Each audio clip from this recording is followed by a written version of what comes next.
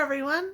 Welcome to the second of 3 end-of-year book videos. I did the DNF video, which was a very long one, and I had some technical difficulties with my phone, but I've resolved them, and now I'm going to do my most disappointing / worst reads of 2018 and 2019. Now, I don't think I mentioned this in the first video, but basically the reason I'm saying 2018 and 2019 is because of the fact that, I started reading and doing my channel about October area, and there were about 3 months of books where I didn't get to really talk about them because I was still trying to get into the groove of things. So I want to talk about them now. Okay, so again, if you've watched my other content, you know that I'm not very good when it comes to editing, so these 3 unfortunately are going to be edited. Mostly for me looking over to my computer to look at Goodreads because I have the memory of a gnat. And spoiler warning, already going to start it off.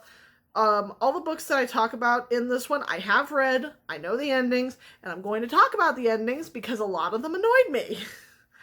So, if you don't like spoilers, I want to get off this page, because I cannot talk about books without spoiling stuff, because I want to inform my viewers and fellow readers.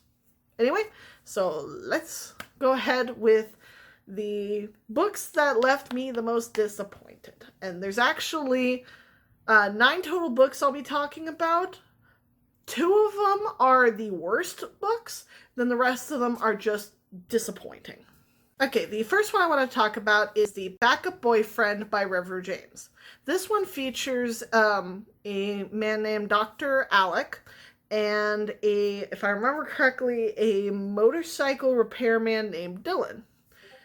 Now, this one is basically the entire plot revolves around the romance of these 2. Alec just recently got out of a relationship, and unfortunately, Dylan happens to be the one who sees it, and they start kind of a friendship, and it's a gay for you. And basically what that means, if you're not aware of that, if you ever see it marked as GFY, it means it's gay for you. Like, you're the only person that I would go gay for. Personally, I have a love-hate relationship with gay for you because I see it so often in a lot of these male-on-male romances. But it's like, I'm okay with it if the context is right. Oh, my nose is so itchy. If you hear a lot of popping, it's because it's New Year's Eve and people are firing off fireworks. Anyway, basically, Alec works in a clinic with his ex-boyfriend that features the troubled youths and people who are suffering from HIV and AIDS. And basically, he starts kind of having Dylan start up a relationship with him, and it's interesting. It kept me going. I gave it 4 stars because it actually takes me a lot to get down to lower than 4 stars. It has to really annoy me for it to get lower than 4 if it doesn't blow me away. But with this one, there's just something about the way the chemistry was working that it just didn't resonate with me as well. So that's why I gave it only 4 stars, and I was kind of disappointed in it because I was really interested in it. One of the biggest reasons that I didn't like it was the character Noah. Noah is one of the most irritating characters because he's one of those characters where his sole job is to start shit. And that annoys me. I'm like, dude, you need to stay out of other people's lives. I don't care if you have good intentions. You start shit. Don't bring this stuff up. Your entire purpose here is to not do that. So, And the biggest reason that I actually started reading The Boyfriend Mandate, which is the sequel to The Backup Boyfriend, was because this one had kind of a lukewarm feeling, and I'm like, I'm really hoping that the second one kind of ignites it. Unfortunately, I DNF'd it, and I certainly was not going to move on to book 3, where that was Noah's story, and I'm like, I just couldn't. I just couldn't deal with it. The next one I have actually kind of hurts my heart because it comes from my queen, Layla Rainey, and that is Relay. This is the first of her, I call it kind of swimmer, swimmer duology. It features Relay and Melody. I'm not sure if that's how it's pronounced, but it's Medlay. I think that's where it's like a group of swimmers in the Olympics. But I don't know. I don't watch the Olympics enough to know what the terminology is. I just know that relay is written like that. But anyway, now this one features the captain of the Olympic swim team, Alex. His real name's Alejandro, but everyone calls him Alex. And his beef with fellow star swimmer Dane. Now, previously, when they were 16, they had had a romance. Now, unfortunately for Dane, his parents are kind of like the show parents, and they certainly didn't want their son to be gay in front of the cameras, so they basically told him that you need to leave him. And because he's 16 years old, he went with them, and he basically just dropped Alex like a hot rock, which I'm not going to sugarcoat, that was kind of a douchey move. But when you're 16, you kind of follow what your parents say, even if you don't agree with them. And unfortunately, it does lead to some unresolved issues. Fast forward about 10 years, Alex is now the captain, and Dane is brought on to be one of the, I think it's 6 members of the Melody team for the Olympics.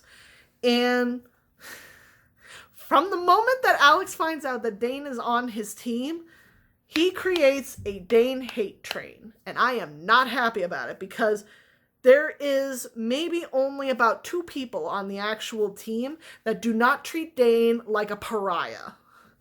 And it is one of the older swimmers who knows Dane, and the youngest swimmer on this team. So it's like everyone else treats him like a pariah, and especially Alex. It's like, I understand you're hurt. I understand that when it's your first love, things may go bad. But you're an adult. You are a captain. They look up to you. They go based off of your reactions to things. I nearly quit this book because of Alex's bullshit. But I powered through. And the biggest thing is that I feel like the entire story was kind of framed around Alex, but with Dane's perspective also shown. But I feel like the one who made the biggest change was Dane, because he literally turned against his parents to be with Alex. And there was like this quick mystery of who was trying to sabotage the team. And basically out Dane and Alex's budding relationship. And I was just like, this was so quick because with Layla Rainey's other series, like her Agents Irish and Whiskey or her Troubled Hops, she had 3 books to go through one mystery. And of course, each one had a smaller mystery, but it was started up early on. This one literally was thrown in like halfway through. And I'm like, we're like speed rowing through this mystery. But like, I ultimately gave this a 4 because I feel like Layla Rainey would come to my door if I gave it less than a 4. But ultimately, I liked Dane. Dane was above all one of my favorite characters, and that's why I haven't entirely given up on the sequel, because even though one of the characters in the sequel is one that I just could not stand, but his partner, the one he gets with, is the younger of the youngest swim team member, and I liked him. So I might still read Melody. I don't know. I'd have to really, really think about it. Because I did not like how Relay was going. The next one that I have is actually one of the only female relationship books that I read last year. And I feel very bad about that because it's really hard to find female books.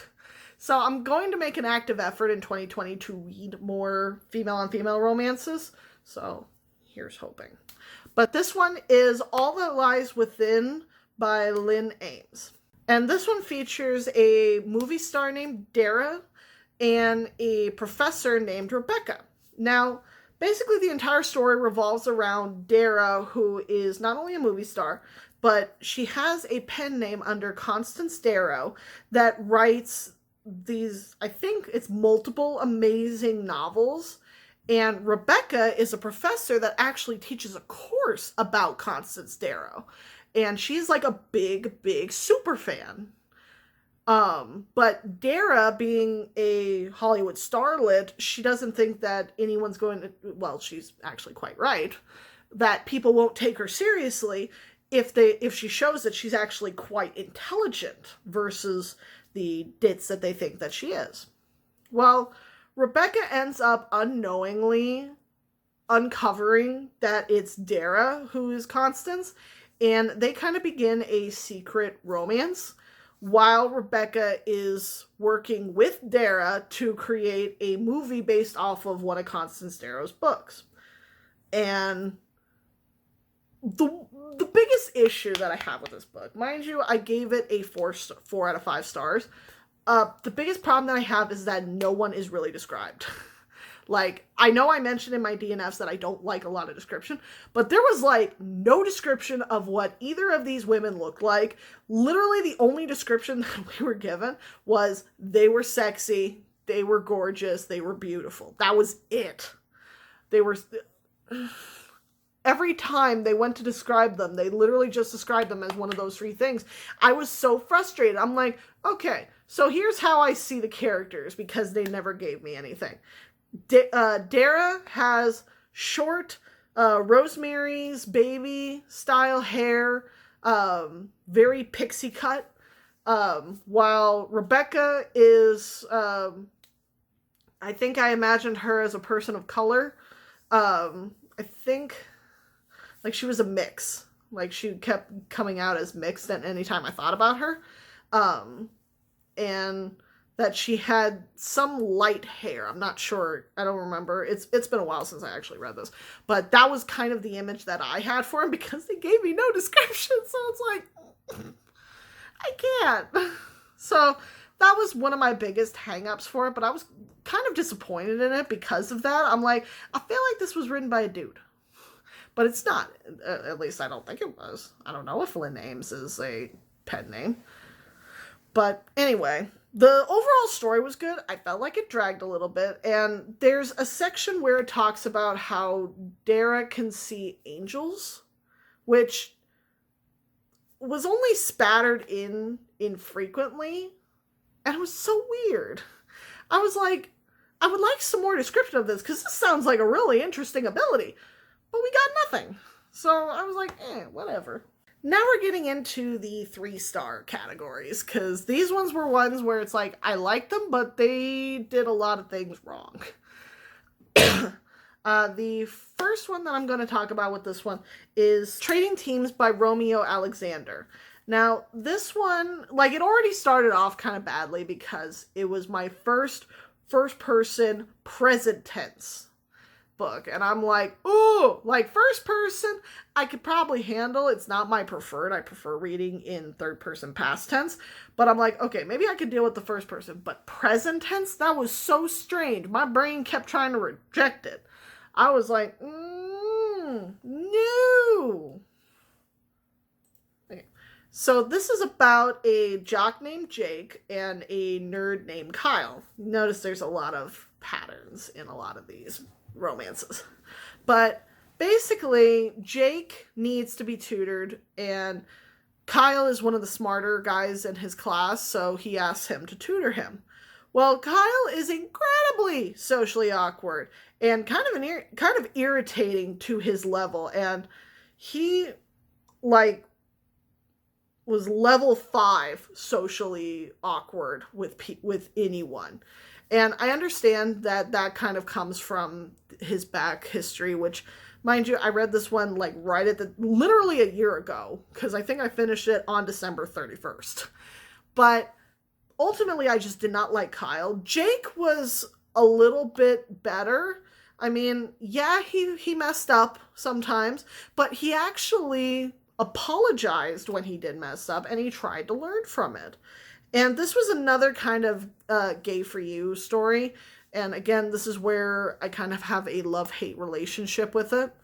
Um, but ultimately, it just, I couldn't give it higher than 3 stars because the format that it came in, the first person present tense, just really killed it for me. I had so much trouble reading it.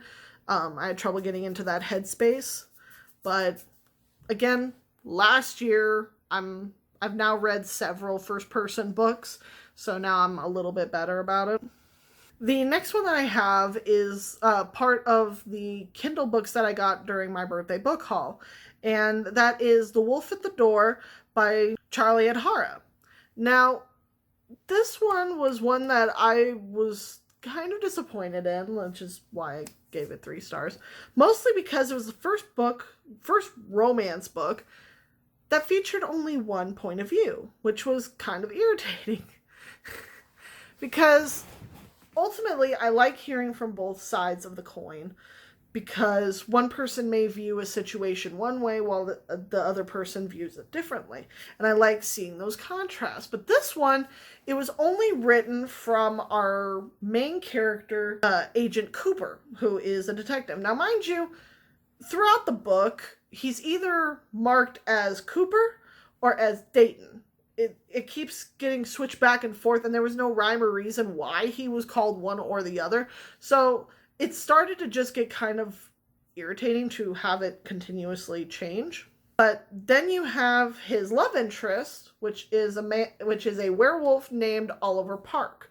Now, I will say that Oliver was only used when they were in private, versus Park when it was every other time, which I actually appreciated.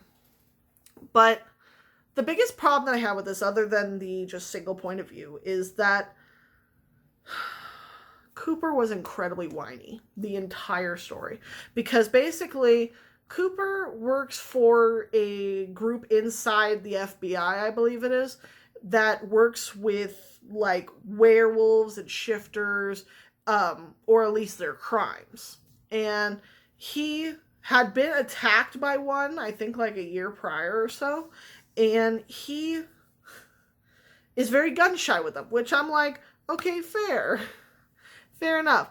But we heard about it so much that it felt more and more every time he mentioned it like it was a crutch. And I know that there are more books out with these two as the characters, but it just kept going and going. Like every time he mentioned it, I was like, please stop. And when I say he's whiny, like every time we had something happen during the mystery, which is wares are going missing and then being found dead in the woods, and someone is killing them and they needed to find out who. And Park is part of a pack in the, like, a former pack in the area. I don't remember if he was a part of it during the beginning of the book, but basically it's because he's on the case because he knows the area and he knows the people in the area. And the mystery was literally just on the side because the rest of it was Cooper complaining the entire time. And it got so annoying, which is why it's at 3 stars. Okay. The next one that I wanted to talk about is His Cocky Valet by Cole McCade. Yeah, Cole McCade. I didn't know this when I went into it, but apparently this entire book was written out of spite. And I can appreciate that level of spite. But this book is about a young man named Ash who gets blindsided by his father's cancer diagnosis. I believe he has, like, bone cancer or something like that. I don't quite remember. But he goes from being a partier to being forced to take over this Fortune 500 company. in the course of a day. And he's not handling it well. And his father's in a coma. He can't do anything to help him. So his friend suggests to him to get what's called a valet, or valet, depending on your pronunciation. But basically in Old English, a valet or valet is someone who does more than just like a personal assistant. They literally can lay out your clothes, help you dress, cook your food, feed you if you so desire. Basically, they are literally like a hand servant for men. Sort of like handmaids. But he gets a man named Brand Forsyth. Now, this is an older man, which is what's termed as a May-December romance. So basically, young, May, spring, very young, while December is kind of cold, older, and all that.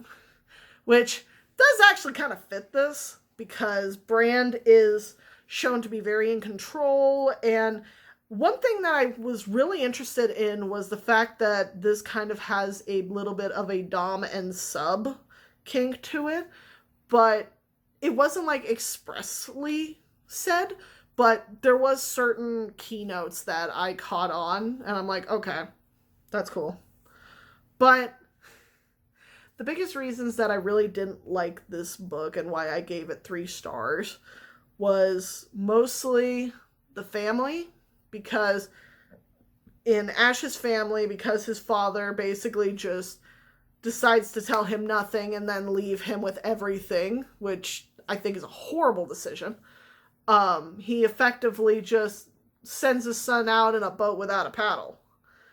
And his mom is of absolutely no help, because she decides to leave and then come back whenever it suits her. And that really, really bothered me when I read that part. And I'm like, wait, so she just decides to go back to Japan for a while because she doesn't want to deal with being with her husband, but still wants to remain married to him and then come back and be with him for a short amount of time before she yeets on out again. And I'm like, no, honey, that is not how this works.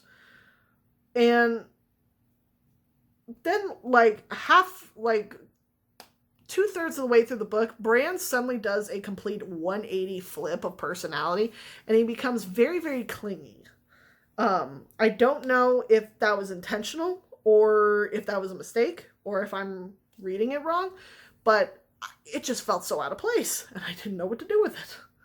So that's why I kind of give it a 3-star. I mean, the one thing that I will take away from this is that this was definitely written out of spite, because during the time before this was written, there was an author who had tried to trademark the word cocky, and then sent like cease and desist and almost basically tried to pull an Anne Rice and sue people for using the word cocky in their series, which caused a lot of backlash, obviously. And this was written in response to that.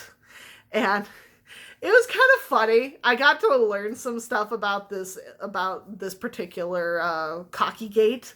It's very interesting to look into. I think very much Cole McCade for opening my eyes to that. Now, we are actually getting down to the 3 that I really was not happy with. After looking through these books, I've actually changed one of the ratings for these books. So the first one that I'm going to talk about, again, this is going to kind of hurt, because this was an author that I had started this year off on really strong, and oh, did it go downhill real fast with one book, and that is On Point by Annabeth Albert. Started this year, I started reading a lot of her books, and I was doing good. All of her books I was loving. I was giving all 5 stars. And then I got to On Point, and I hit a screeching halt. Oh my God. I nearly DNF'd this one, because in it you have a man named Ben and a man named Maddox. And they are both Navy SEALs. They've been basically best friends for the last 10 years. They live together. They work together. They basically are each other's best friends. But Ben is an insufferable douche. an absolutely insufferable douche. Because when Maddox gets hurt, Ben has to be the one to take care of him, even though Maddox, if I remember correctly, is a trained sniper, and he's normally the one that is the morale. But Maddox gets hurt, and Ben starts kind of questioning. It's like, I don't want to live my life without him. Well, that doesn't seem to change him to listening to what Maddox says, because Maddox, when he gets hurt, he is at the point where he can choose to re-enlist or he can choose to not enlist. Ben wants them to both enlist so that they can both continue with the Navy, because it's what Ben loves. Maddox not so much, because he only joined because it's what would make his family happy. And he wants to open up his own bakery, which is why I went soft for Maddox. It's like, oh, you want to bake? I love you. He was such a cinnamon roll. I loved him from beginning to end. Yeah, he was a little frustrating, but it was okay. It was an okay amount of frustration. But Ben, oh, he was willing to throw away a 10-year friendship because Maddox decided he didn't want to be a Navy SEAL anymore. He was just such an insufferable douche. Oh my God, I was so mad. I literally was like, I want to put this down. I went to go pick up a friend at midnight when he was getting off work, and I literally just tore into him yelling about this book, and I'm like, I want to quit. I want to be done with it. I don't want to read anymore. I don't care about Ben. I love Maddox. And Maddox was the reason I finished this book, because I wanted to see him get his happy ending. I didn't care what happened to Ben. I just wanted to see Maddox be happy. Oh, I have never hated a character until that point. But I was wrong. There are more characters that I can hate, just not a main character. Oh, side characters I can hate, but when the main character is one that you just really hate, and I'm like, okay. The next two are the two that are marked as like the worst ones, because they literally cause so much like rage inducing in me, and I just, ooh. Okay, let's see if I can get through these. The first one I want to talk about is Consorting with Dragons by Sarah Trevor. Now, this was actually part of the group of books that I had originally first started on BookTube with. And then when it changed to AuthorTube/BookTube, then it kind of got folded into that. Well, in Consorting with Dragons, you have Jason, who is a fiery redhead, and to pay off his father's gambling debts is basically given over to get what's called a season. Now, a season in old, like, English is for consorts and for finding a husband. In this universe, both male and females can go for a season and find a husband or a wife of usually noble birth.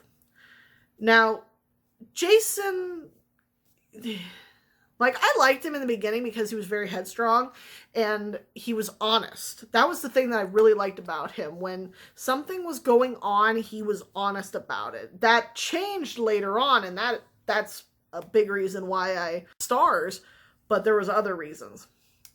And this is also about, even though we're always in Jason's head, we also have his love interest, King Rilvor. Now, mind you, Rilvor, when you first meet him, you don't realize that he's king. But, I mean, you get an inkling. But he was so two-dimensional, but I liked his character because of what was shown. Now, I wish there was more. I wish we would have gotten a lot more story with him. But for what his purpose was, I'm glad that we got what we got, because we could have gotten a whole lot less. One thing that I really liked about Rilvor is that when he set his sights on Jason, he didn't want anyone stopping him from getting Jason. He was willing to do anything and everything to be with him, which I'm like, okay, at least he knows what he wants, but suspension of disbelief. Anyway, So, what made me really hate this book, and I guess hate's kind of a strong word, but really just detest certain attributes, comes in probably about 3 parts. You have Jason's lack of honesty later on, Minister Adwig, and Queen Urga. 2 side characters, sort of like the antagonists. Basically, the first part with Jason's honesty, while he was honest in the beginning and through the majority of the book, every time something bad happened to him, because there was a lot of people vying for King Rilvor's attention, he would go to Rilvor and he would tell him the truth, which I appreciated. And Rilvor acted accordingly. But there was a point like towards the end when this leads into Minister Adwig, because Minister Adwig starts off the book just not liking Jason at all, and it culminates in Adwig not only helping to try and humiliate Jason, but then when Rilvor is starting to get really serious about Jason, he literally proposes to Jason. It's like, hey, we know, you and I both know that you're not going to be picked for Rilvor's courtesan. So here's what I can promise you. Let Rilvor marry a woman. They get married. They continue to have children, even though he's got 4 children with his first wife, who passed away. And you can be his mistress. And I'm like, say what? How? I was so mad about that. And I'm like, what? Mind you, by the time I got to this point, I was working on edits. So I'm like, okay, I need to put this down so I can focus on my edits, but I'm pissed. So, obviously, Jason's like, I need to talk to Rilvor about it. And Rilvor downright says no. After a lot of prodding on Rilvor's part, because Jason didn't want to tell him. And this is where his honesty comes in. Well, I had put the book down. I was like 3 chapters away from the end. And I thought, it's like, okay, Adwig is the main antagonist. He's the main one we have to deal with. Oh, no. There was another antagonist right around the corner in those 3 chapters that I hated even more. Because Jason is from a town called, a kingdom called Grummel. If you look at the hierarchy, where King Rilvor is like up here. Grummel is way down here in the very bottom. So, in society's sakes, he's sort of bottom of the barrel. And Queen Urga obviously rules Grummel. And after Jason decides to leave Rilvor because he doesn't want to cause Rilvor problems by trying to force a relationship that apparently Minister Adwig and several other people on the court don't want, he goes to Queen Urga, who he has known since childhood. This bitch literally tells Jason she was in the same predicament. She went for her season. She met up with King Rilvor's father. She loved him. He loved her. He asked her to marry him. You want to know what she said? No, because Rilvor's kingdom works with dragons. And Grummel hates dragons because they think they're manipulative, which to me, the whole lore of the dragons makes no sense, but that's neither here nor there.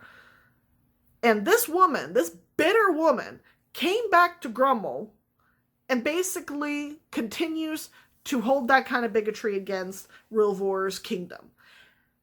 And I'm like, so you want Jason to be a bitter bitch like you? Seriously, you literally went through the same thing that Jason is going through now, and you are telling him to be miserable just like you. She pissed me off so much, and the only thing that came of it was that the last chapter, suddenly Jason did an about face and suddenly became this super confident person, and it was just like, okay, flip, whatever. But ultimately, it just... Urga pissed me off something fierce. I was so mad when I read it. I literally came home while listening to it. I turned it off and I ranted to my mom, and my mom has not read it at all, but she was mad too. So, ooh. Now we are at the worst book that I read. And this was actually a kind of a short one. Beware of Geeks Bearing Gifts by Charlie Cotchett. This one just gets me mad thinking about it. Like, literally, if the ending had not been what it was, I probably would have given this a solid 3 stars, because it wasn't like fantastic. It was just okay. The ending scene, like one of the ending scenes, just, it brought up so many kind of triggering feelings that it really, really bothered me. I nearly put it down, but I had like I was at 95%. I was literally at the end. And I'm like, you know what? I'm just going to finish it. Because, ooh. So, basically, this is about a man named Quinn, who is a SWAT officer, and his next door neighbor, Spencer. Now, Quinn gets hurt, and he can't walk around his apartment, and Spencer kind of likes Quinn, so he offers to bring over some food and stuff to just basically help him out. Well, good thing that neighbor does. The romance was kind of slow, and I'm fine with that. I'm fine with slow burns. But what made me hate this book, or I guess hate's a kind of strong word, what triggered me on this book was one of Quinn's teammates. Javier was his name. Javier nearly made me DNF this book when he went up to Spencer, and for Quinn's birthday, Javier suggested, it's like, hey, why don't you do a sexy lap dance for Quinn? He'll really like that. And Spencer's like, I don't feel comfortable with that, which I'm like, fair. Javier kept pushing him. It's like, hey, he'll really like it. This will be a great gift for him. And finally managed to convince Spencer to do this. Under the condition that it was just Spencer and Quinn, which I'm like, I know you're uncomfortable with it, but those are actually really good terms. So Spencer does his dance for Quinn, only for the lights to go up, and sitting behind Quinn are all of his SWAT team members who have just now watched what Spencer has done. And I don't know if anyone has ever experienced this level of humiliation. I haven't, but I've experienced smaller versions of this. It's literally it's the same feeling that you get when someone tells you, it's like, hey, that person likes you, you should go talk to them. And then when you go and talk to them, they have no idea who the hell you are. It is literally that feeling that I got when I read this part. And I'm like, Quinn knew. Quinn knew they were in the room when Spencer started. And the fact that he gave some half-assed apology and Javier just barely got yelled at for it, it upset me so much. Because I'm like, Spencer got done dirty. And that was not cool. That is, no. I was so upset by this. But I nearly stopped right at that point. But I'm like, I'm at 95%. I'm going to finish it. Just so I can put in a review and say why I didn't like it at all. And I was so angry. I was so angry at this book because it's like, it was almost a 3-star because the romance, it wasn't like bombastic, but it wasn't bad. It was just this one scene triggered me so hard that it hurt. It really, really hurt. And I didn't appreciate it. And nothing on Charlie Cotchett. I haven't read any more of their books. But this makes me a little nervous to read the other ones. Because this was just something that really hit me hard. And those were the books that were on my most disappointing / worst. I do apologize that this kind of became a rant towards the end, but I just have really strong feelings about the stories that I read and the um, characters that are in there that I have to bring them out. So I thank you all for watching. The next video I'll have is my best, so it'll be a lot more upbeat and there'll be a lot more gushing. So I thank you all for watching, and I'll see you in the next video. Bye-bye!